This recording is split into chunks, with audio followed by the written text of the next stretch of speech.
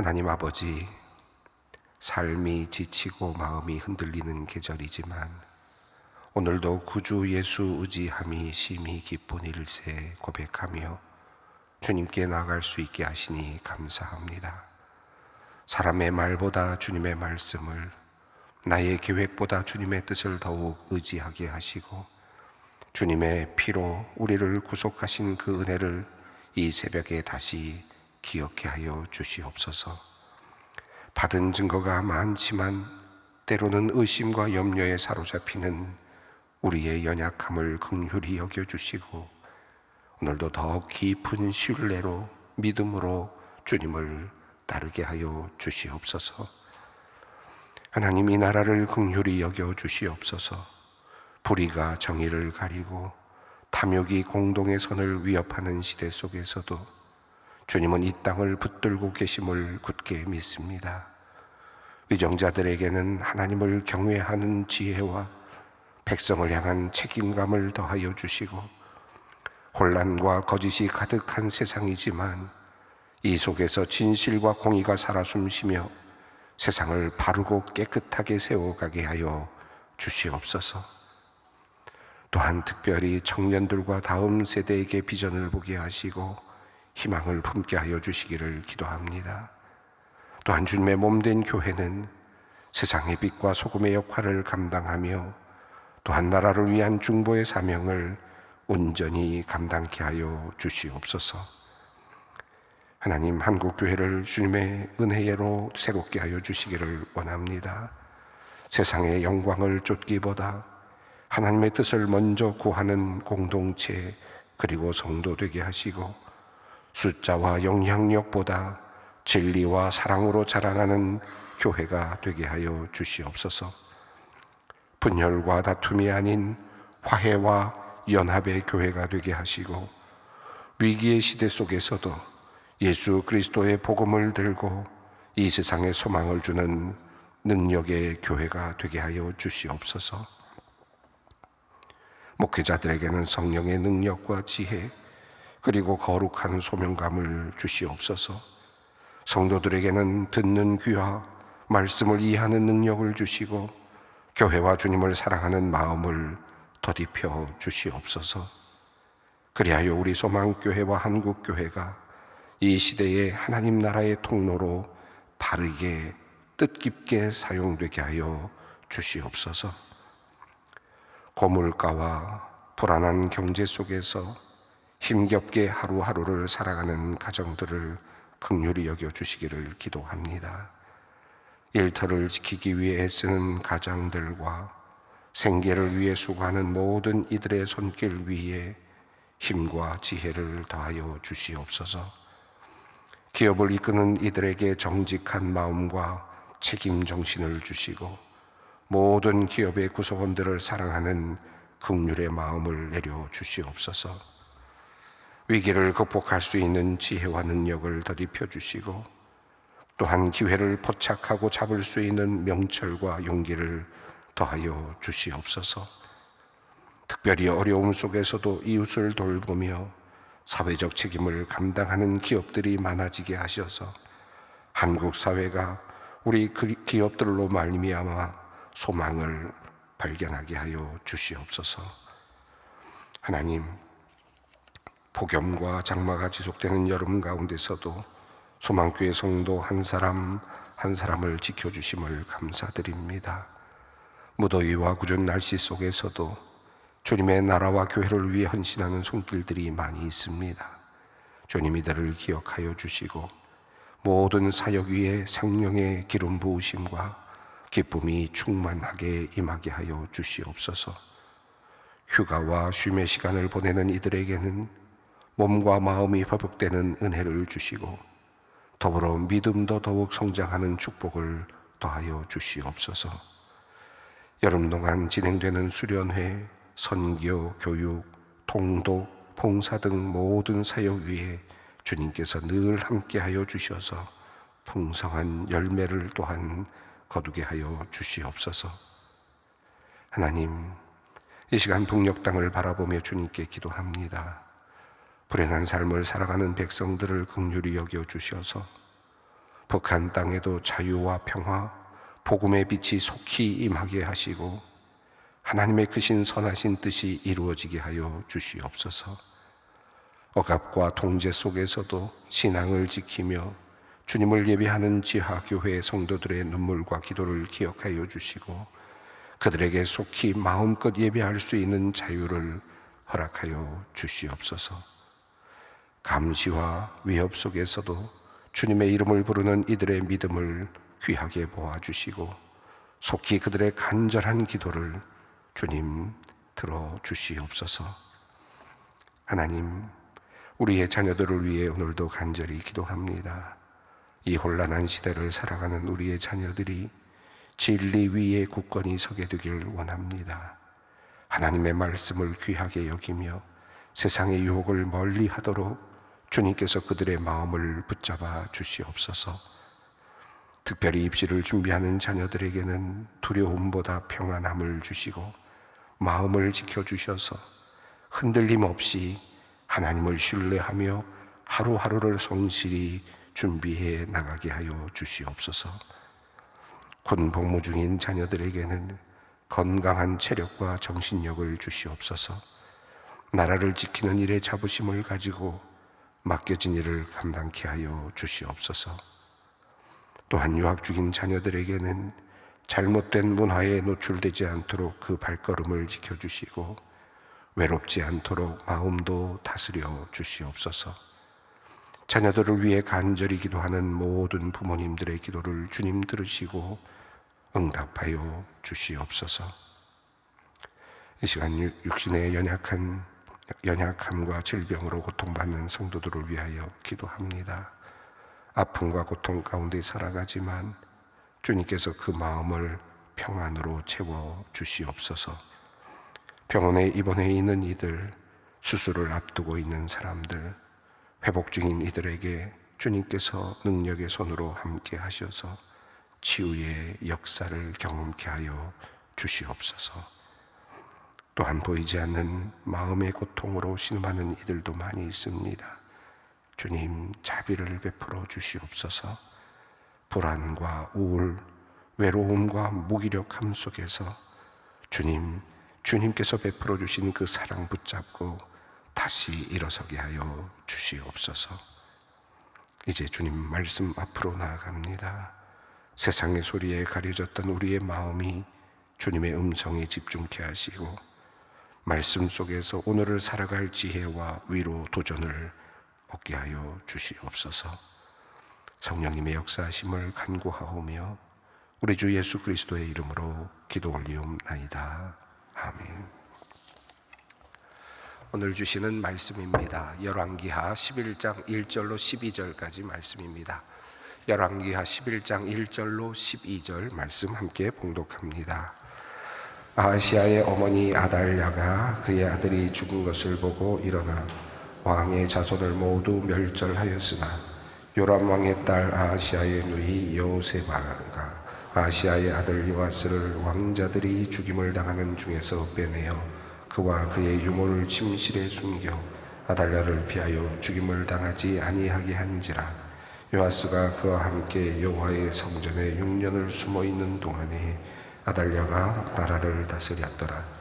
7째 해에 여호야다가 사람을 보내 가리 사람의 백부장들과 고위병의 백부장들을 불러 데리고 여호와의 성전으로 들어가서 그들과 언약을 맺고 그들에게 여호와의 성전에서 맹세하게 한 후에 왕자를 그들에게 보이고 명령하여 이르되 너희가 행할 것이 이러하니 안식일에 들어온 너희 중 3분의 1은 왕궁을 주의하여 지키고 3분의 1은 수루문에 있고 3분의 1은 호위대 뒤에 있는 문에 있어서 이와 같이 왕궁을 주의하여 지키고 안식일에 나아가는 너희 중 2대는 여호와의 성전을 주의하여 지켜 왕을 호위하되 너희는 각각 손에 무기를 잡고 왕을 호위하며 너희 대열을 침범하는 모든 자는 죽이고 왕이 출입할 때에 시위할지니라 하니 백부장들이 이에 제사장 여호야다의 모든 명령대로 행하여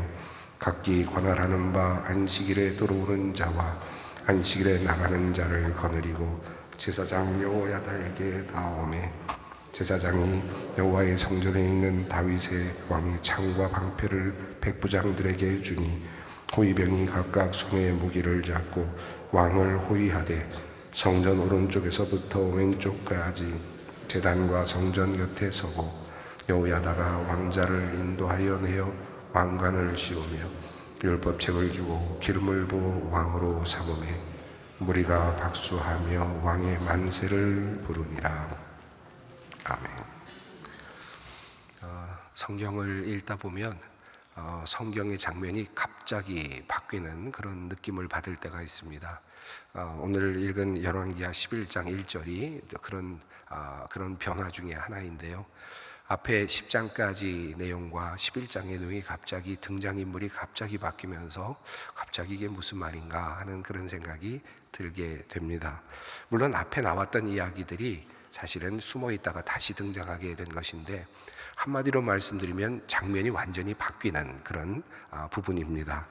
열왕기하 11장 마지막 절까지는 바로 이스라엘의 그 예후와 관련된 내용이었죠. 그래서 예후가 이제 북이스라엘입니다. 북이스라엘에서 그 반란을 일으키고 이제 아합 왕과 이세벨 그리고 그들의 모든 왕족들을 멸하고 그리고 바알을 섬기는 것을 멸하고 그리고 이스라엘을 이제 새로운 나라로 건국해가는 다시 이어가는 그런 장면이 이어졌습니다. 그게 10장까지의 내용입니다. 그런데 오늘 본문은 열왕기하 11장은 북이스라엘의 이야기가 아니라 남왕국 유다의 이야기입니다. 그러니까 한마디로 말하면 우리 장면으로 말하면 지금까지 북이스라엘의 그림을 비춰주다가 이제 한편 남왕국 유다에서는 라고 하는 그런 장면으로 장면이 바뀌는 거죠. 그러다 보니까 그냥 쭉 읽어가다 보면 이게 무슨 이야기의 흐름인가 갑자기 혼란스러울 수도 있을 것 같습니다. 우선 앞에 9장, 10장 이렇게 이어지는 과정 속에서 그 예후가 어떻게 반란을 일으키고 또 그런 것을 성공적으로 이제 다시 그 아합 왕과 이세벨을 몰아내고 그리고 이제 정권을 차지하게 되었는지에 대한 내용이 자세하게 설명되었습니다. 우리가 이미 읽어보았습니다마는 이스라엘의 임금은 당시에 요람이었습니다. 아합과 이세벨의 아들이었죠. 북이스라엘을 다스리고 있었고요. 그리고 유다 왕은 당시에 남유다의 왕은 아하시아였습니다. 그런데 그 당시 아하시아는 이세벨의 딸인 아달랴를 통해서 낳은 아들이 아하시아였습니다. 그러니까 이미 여러분 다 보셨습니다마는 이미 당시 아합 왕과 이세벨의 영향력이 북이스라엘 땅에만 미친 것이 아니라 남유다에게도 미쳤죠. 왜냐하면 혼인을 통해서 아달랴가 결혼을 하게 되었고 여호람과 결혼을 하게 되면서 그리고 그 사이에서 이제 아하시아가 태어났습니다. 그러니까 북왕국과 남왕국이 사실은 평화적인 시대를 맞게 됐던 때가 있었던 거죠. 그게 바로 이러한 시대였는데 그때 이 예후가 반란을 일으켰던 내용이 나왔습니다. 그래서 열왕기하 9장에서는 이제 요람을 죽이는 장면, 그리고 때마침 유다 왕, 남유다의 왕 아하시아가 요람에게 왔다가 북이스라엘 땅 쪽으로 왔다가 이스라엘에서 요람과 아하시아가 이렇게 만나다가 결국은 이 반란에 함께 희생되는 그런 장면이 나왔습니다. 이게 열왕기하 9장에 나왔던 내용이죠. 그리고 10장이 이어지면서 이제 그 아들들, 아합의 아들들이 70명이 모두 죽임을 당하는 내용이 나왔고 또 그 아하시아의 형제들이 또 모두 또 42명이 또 희생을 당하는 모두 죽게 되는 그런 장면이 나왔습니다. 그러니까 열왕기하 9장과 10장에서 그 많은 사람들이 희생되면서 이제 예후가 북이스라엘을 이제 정권을 갖게 되는 장면이 나왔는데 그 과정 속에서 남왕국 유다의 왕이었던 이 아하시아가 북이스라엘을 방문했다가 그만 거기서 전투에서 무기토에서 사망하는 사건이 일어나죠. 결국 이 예후가 북이스라엘 왕이 되는 과정 속에서 유다 왕 아하시아도 죽임을 당하게 된 셈입니다. 자, 그리고 나서 예후는 이제 이스라엘을 이제 굳게 그 권력을 갖게 되고 이제 4대에 거쳐서 이스라엘 왕으로 이제 이어가게 되는데요. 자, 한편 아하시아가 북쪽으로 올라갔다가 그만 어처구니 없이 살해를 당하고 그러다 보니까 남왕국 유다의 왕이 없어진 상황이 된 것입니다. 자, 그 이야기가 이제 오늘 이야기입니다. 그러니까 이제 남왕국 땅에서는 왕을 잃어버린 상황이, 남왕국 유다는 왕이 없어진 상황인데 그 상황 이후에 어떤 일이 전개됐는지 남유다의 이야기가 이제 소개되고 있습니다. 1절을 함께 읽어보겠습니다. 아하시아의 어머니 아달랴가 그의 아들이 죽은 것을 보고 일어나 왕의 자손을 모두 멸절하였으나, 이 아달랴는 아합과 이세벨의 딸이죠. 아합과 이세벨의 딸이었는데 이 남왕국으로 시집을 온 겁니다. 그래서 왕비가 된 상태였습니다. 북이스라엘의 영향력이 남유다까지 미쳐 있는 상태인데, 그래서 그의 아들 아하시아가 왕이 됐다가 그만 죽게 됐단 말이죠. 자, 그러니까 이 아달랴가 어떻게 했느냐 하면 그의 아들 아하시아가 죽었다는 이야기를 듣고 다른 왕권을 이어갈 아들들이 있었지 않았겠습니까? 그런데 그 아들들을 모두 멸절시켰다라는 겁니다. 그러니까 정치적인 의도가 있었다는 거죠. 그리고 이 아달랴는 정권을 잡습니다. 그러니까 아합과 이세벨의 딸이 남유다를 다스리는 상황이 된 겁니다. 아합과 이세벨은 바알을 섬기는 그런 가족인데 그 가족 중에서도 그 딸이 이제 남유다를 지배하는 상황이 된 셈입니다. 자, 이 이야기가 바로 1절의 이야기입니다. 근데 이 아달랴는 다윗의 왕권과는 관계가 없는 사람이죠. 물론 아달랴가 낳은 아하시아는 그래도 그 여호람을 통해서 다윗의 핏줄이 이어지고 있었지만, 아하시아는 그랬지만, 자신의 아들은 그랬지만 아달랴는 다윗의 핏줄이 아닙니다. 전혀 다른 그런 사람인데 그런데 이제 정권을 잡게 되었던 것입니다. 그리고 이제 남유다를 이제 다스리려고 한 것이죠. 자, 2절입니다. 그 사이에 어떤 일이 일어났는지 함께 읽습니다. 요람 왕의 딸 아하시아의 누이 여호세바가 아하시아의 아들 요아스를 왕자들이 죽임을 당하는 중에서 빼내어 그와 그의 유모를 침실에 숨겨 아달랴를 피하여 죽임을 당하지 아니하게 한지라. 이 요람 왕이라는 이름은 그 북이스라엘의 왕이죠. 아합과 이세벨의 아들로서 그 후를 이어갔던 왕입니다. 자, 그런데 그의 누이였던 여호세바가, 그러니까 요시아로 말하면 고모가 되는 셈인데, 고모가 그 와중에서 아마 굉장히 태어난 지 얼마 안 됐던 것 같습니다.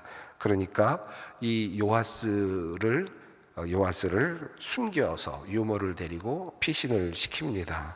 자, 이렇게 해서 다윗의 핏줄로서 이어졌던 그 왕가를 이어갈 수 있는 한 사람이 남겨지게 된 셈입니다. 남유다로서는 정말로 아주 다행스러운 그런 일이라고 할 수 있겠는데, 하나님의 섭리가 이 안에 담겨 있습니다. 자, 모두가 다 죽어가고 그리고 다윗의 혈통이 이제 사라질 수밖에 없었던 상황 속에서 이제 막 태어난 한 아이만이 살아남았다라는 것을 알려주고 있습니다. 그리고 그가 성전에 숨겨집니다. 그리고 그것에서 자라나게 되는데요. 3절입니다. 요아스가 그와 함께 여호와의 성전에 6년을 숨어 있는 동안에 아달랴가 나라를 다스렸더라. 그러니까 아합과 이세벨의 딸이었던 이 아달랴가 남유다를 다스리고 예루살렘 땅을 다스리고 있는 상황이 6년 정도 이어졌다라는 겁니다. 자, 그동안에 성전에서는 요시야, 다윗의 유일한 혈통이인 이 요시야가 지금 자라나고 있었다. 아주 끊어질 듯 했던 그런 상황 속에서 하나님께서 이제 요시야를 살려두고 계시는 것을 보게 됩니다. 자, 그리고 7째 해가 되었을 때 이제 조금 더 시간이 지납니다. 7년 후로 훌쩍 넘어갑니다. 4절입니다. 함께 읽습니다. 7째 해에 여호야다가 사람을 보내 가리 사람의 백부장들과 호위병의 백부장들을 불러 데리고 여호와의 성전으로 들어가서 그들과 언약을 맺고 그들에게 여호와의 성전에서 맹세하게 한 후에 왕자를 그들에게 보이고. 이렇게 그냥 읽다 보면 갑자기 여호야다가 또 갑자기 등장을 해서 이게 누군가 싶은데, 이 여호야다는 성전에서 일하는 제사장입니다. 그리고 역대하 2장 11절을 보면 바로 요시야를 구해낸 그의 고모 여호세바의 남편이기도 합니다. 그러니까 이렇게 연결을 해보면 여호야다가 7년 동안 성전에서 숨겨놓고 그 요시야를 지금 양육했다는 것을 알 수 있죠. 생명도 보존했을 것이고, 또 성전에서 하나님의 말씀을 읽게 하고 성전에서 익숙하게 성전에서 제사를 드리는 모습을 보면서 요시야는 6년여를 자라나게 됩니다. 7년 동안 그곳에서 머물게 되죠. 아주 숨겨놓고 하나님께서 성전 안에 숨겨놓으시고 신앙교육을 시키는 셈이 됩니다.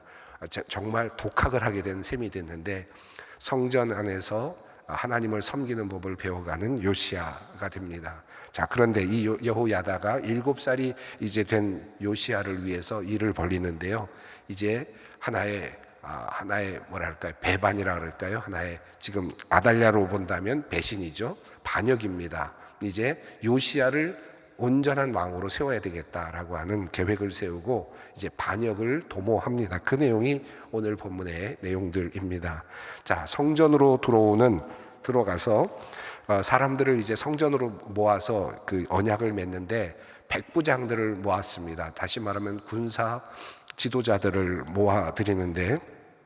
모아들여서 그들과 언약을 맺고, 그리고 이제 왕자를 보여줍니다. 여기 다윗의 혈통이 있다라는 것을 확실하게 보여주면서 그들을 설득했다는 내용입니다. 자, 이렇게 여호야다는 이제 사람들을 모으고 이제 병력을 모으고 이제 계획을 세우죠. 사전은 아주 간단하게 되어 있지만 뭐 드라마로 만약에 영상으로 만든다면 아마 긴 이야기가 이 안에 다 담길 수도 있을 것 같습니다. 자, 그리고 작전을 실행을 하는데요. 어떻게 작전을 만드냐 하면 안식일 날을 D-Day로 합니다. 그리고 안식일 날은 그 지키는 사람들이, 왕궁을 지키는 사람들의 교대가 있었던 것 같습니다. 그러다 보니까 교대하려고 들어오는 병력이 있고 또 교대를 하고 나가는 병력이 있으니까 그 병력이 왕궁 주위에 2배가 되는 셈입니다. 자, 그 2배가 되는 그 병력들을 이용해서 이제 거사를 벌이려는 생각을 하게 된 겁니다. 그래서 지금 5절을 보면 안식일에 들어오는 사람들, 그러니까 교대를 하려고 들어오는 병력들을 배치하는데요. 5절과 6절을 한번 보겠습니다. 명령하여 이르되 너희가 행할 것이 이러하니 안식일에 들어온 너희 중 3분의 1은 왕궁을 주의하여 지키고 3분의 1은 수로문에 있고 3분의 1은 호위대 뒤에 있는 문에 있어서 이와 같이 왕궁을 주의하여 지키고. 자, 안식일에 들어온 병력은, 그러니까 교대하려고 들어온 병력들을 셋으로 나누어서 지금 위치를 정해 주었습니다. 주로 왕궁 주변을 이제 지키고 또 그리고 방어하라는 그런 임무를 주었습니다. 자, 그리고 7절입니다. 안식일에 나가는 너희 중 2대는 여호와의 성전을 주의하여 지켜 왕을 호위하되. 여기는 성전에 지금 요시야, 이제 왕이 될 어린 요시야가 있기 때문에 이 부분은 성전을 중심으로 지키라, 이렇게 지금 각각 위치를 정해줬습니다. 자, 그리고 8절과 9절을 8절을 읽겠습니다. 너희는 각각 손에 무기를 잡고 왕을 호위하여 너희 대열을 침범하는 모든 자는 죽이고 왕이 출입할 때에 시위할지니라 하니. 이제 여기서는 이 왕은 요시야를 말하는데요. 이 요시야가 움직일 때 그를 호위하라라고 하는 명령을 줍니다. 자, 9절 함께 읽습니다. 백부장들이 이에 제사장 여호야다의 모든 명령대로 행하여 각기 관할하는 바 안식일에 들어오는 자와 안식일에 나가는 자를 거느리고 제사장 여호야다에게 나오매. 10절입니다. 제사장이 여호와의 성전에 있는 다윗의 창과 방패를 백부장들에게 주니. 11절 함께 읽습니다. 호위병이 각각 손에 무기를 잡고 왕을 호위하되 성전 오른쪽에서부터 왼쪽까지 제단과 성전 곁에 서고. 자, 지금 읽어 내려가면서 어떤 장면인지 그림이 이제 그려집니다. 자, 이제 드디어 거사가 시작이 된 셈입니다. 이제 12절 왕으로 세우는 장면이 나오는데요. 함께 읽습니다. 여호야다가 왕자를 인도하여 내어 왕관을 씌우며 율법책을 주고 기름을 부어 왕으로 삼음에 무리가 박수하며 왕의 만세를 부르니라. 자, 이제 왕을 세우는 장면입니다. 모두 다 병력들이 집결하고 이제 요시야를 왕으로 세우는 일을 하는 과정입니다. 오늘 읽은 본문은 어찌 보면 간단한 내용입니다. 요시야가 그 죽을 수 있는 운명 속에서도 간신히 그 생명을 건지게 되었고, 그리고 나서 7년 후에 다시 이제 왕으로 올라가게 되는 장면입니다. 일반적인 사극이라든지 이런 여러 이야기 속에서도 충분히 나올 수 있는 그런 이야기이지만, 그러나 이 말씀이 성경 말씀이고 또 이 말씀이 우리에게 주는 의미는 조금 더 큰 의미가 있다고 저는 생각합니다. 하나님께서는 이미 아브라함을 통하여 약속하셨고 또 다윗을 통하여 또 분명하게 약속을 하셨습니다. 너의 왕위를 끝까지 이르게 하겠다라고 하는 약속을 하셨습니다. 물론 이 약속은 이제 예수님에게까지 이어지게 되고, 그리고 예수님을 통해서 다윗의 자손 예수님을 통해서 온 인류에게 은혜가 미치는 데까지 이르는 그런 긴 역사의 과정이었습니다. 자, 그렇지만 그런 과정 속에서도 다윗의 왕권은, 다윗의 혈통은 사실은 끊임없이 위협을 받았습니다. 특별히 아합과 이세벨이 득세하던 북이스라엘의 영향을 받으면서 남유다가 온전하게 신앙을 유지하지 못하고 그들과 혼혈되고 그리고 결혼을 함으로써 아달랴라고 하는 사람이, 그 사람이 왕비가 돼서 남유다에 들어오게 되고, 또 아하시아가 죽게 되면서 아달랴가 또 남유다를 통치하게 되면서, 그리고 그 사이에서 다윗의 혈통은 완전히 사라질 수밖에 없었던, 사라질 수 있는 위기가 있었다는 거죠.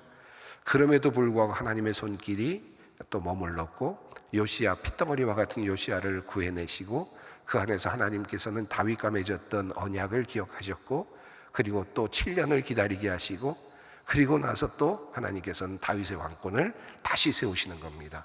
그 사이에 요시야는 성전에서 하나님의 율법을 배우고 다시 새로운 왕으로, 남유다를 다스릴 왕으로 훈련받고 준비되는 과정을 거쳐가게 되는 거죠. 이 이야기의 흐름을 보면 하나님의 손길이 너무나도 놀랍다라는 것을 깨닫게 됩니다. 다 죽은 것 같은데 살리시고, 약속이 다 끊어지고 더 이상 이제는 더 이상 효력이 발생되지 못할 것 같은 상황 속에서도 7년이 지난 다음에 다시 그 약속이 솟아올라오는, 이게 바로 하나님의 역사입니다. 오늘 이 말씀 속에서 평범한 인간의 역사의 흐름처럼 보이지만 하나님께서 이 말씀 속에서 약속하신, 내가 너희와 한 약속은 결코 사라지지 않는다라는 이 말씀을 우리에게 주신다라고 믿고 이 약속을 붙잡고 어려움 속에서도 실망하지 않고 이겨내는 우리 모두가 됐으면 좋겠습니다. 함께 기도의 자리로 나아가겠습니다. 하늘에 계신 우리 아버지, 아버지의 이름을 거룩하게 하시며 아버지의 나라가 오게 하시며 아버지의 뜻이 하늘에서와 같이 땅에서도 이루어지게 하소서. 오늘 우리에게 일용할 양식을 주시고 우리가 우리에게 잘못한 사람을 용서하여 준 것 같이 우리의 죄를 용서하여 주시고 우리를 시험에 빠지지 않게 하시고 악에서 구하소서. 나라와 권능과 영광이 영원히 아버지의 것입니다. 아멘.